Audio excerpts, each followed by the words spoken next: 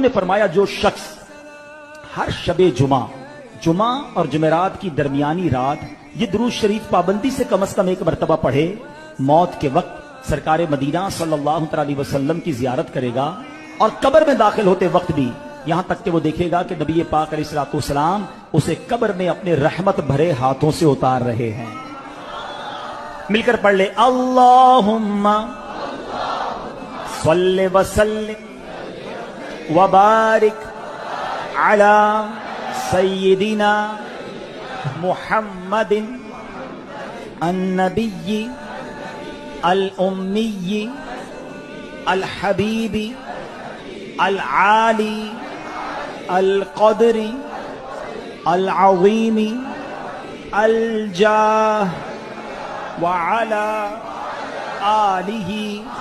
وصحبہ وسلم۔